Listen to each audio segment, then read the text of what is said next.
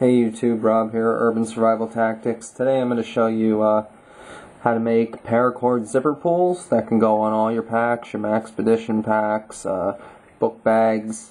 Women can put them on purses, you can put them on your coats, fleeces, anything that has a zipper, basically put them on it.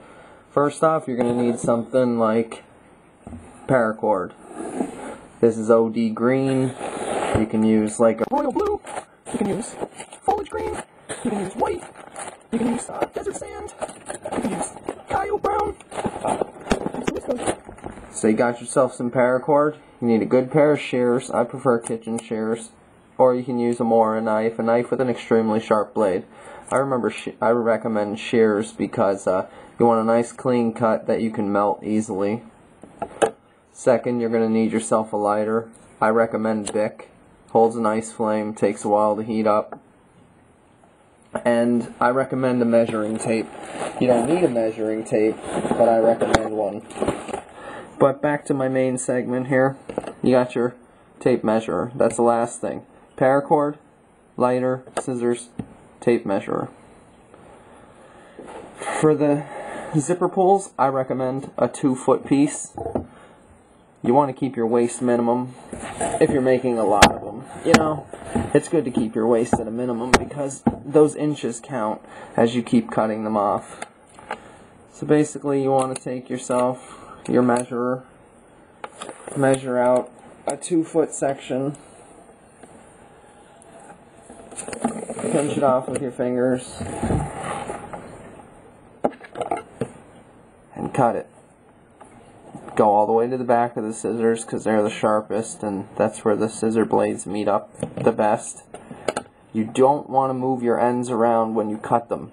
It is very important to burn them. Not burn necessarily.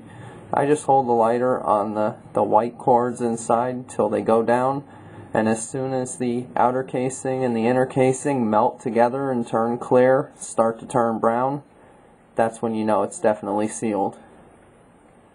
If you move it around and you don't have the end sealed up yet, the outer shell tends to move down on you and you wind up wasting a lot of cord. You have to be careful when you're heating this too. I recommend just blowing on it really quick after you heat it up. Just make sure it's cool to the touch. Now you want to take your piece, fold it directly in half, flip it over so the loop is toward you, move up the cord about, we'll say 2 inches. You want to take it like this. It's just a single loop. Put one end over. Okay. So it looks like that. Just one end over the other. I just took this one and went straight over the top. Now you take your other loop and you want to go over that one, around the back, and through this loop that you made the first time. And I gotta do this off camera, but just grab this with your teeth and this one with your hand and just pull it nice and tight. And there you go, you have your start. It's hard to see, I have a glare from the camera there. Reposition here.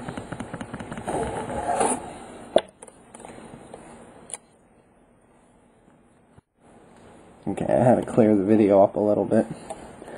Okay, you see how that is right there. All I did was take the loop with the 2 straight up and I put it over the front like this and held it there, then switched hands, took this loop, brought it over like that and through the back loop, and then just tied it, and it comes out like that. And that's basically the same exact way you would weave a paracord bracelet. And that's basically what we're doing here, except we're doing it on a micro scale rather than like an 8 or 9 inch. So from there, you always want to pick which side you want to work on, you know. Each side is basically the same, but the opposite. But where your loop comes over, this one right here, this one goes straight across, this one comes down, that's where you want to do that same exact thing that you just did. You always want to follow your loop. You're over the front loop.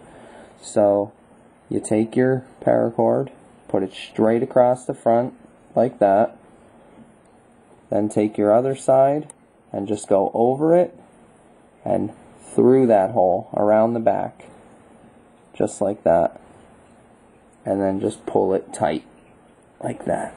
And then I usually grab my loop because it's nice and taut now, it's not going to go anywhere, and just work out the kink, being that that's the end and it's tied on itself. And there you have it. There's your first complete zigzag section.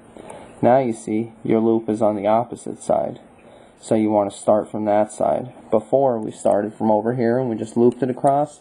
This time the overhand loop is on this side, so you just want to take it, put it across, plain and simple, just lay it across the front, then take your opposite side, put it behind the piece, and back through the loop. And then just grab your ends and tie it nice and tight. And now you have the start of your next one. Now the knot is back on this side again. It'll make a bridge that goes all the way down. You just want to put your loop across because the knot's on that side. That's the side that you start the knot from. Over, behind, and through. And I'm going to do 2 more really quick. Back and forth. That's all it is. Back and forth.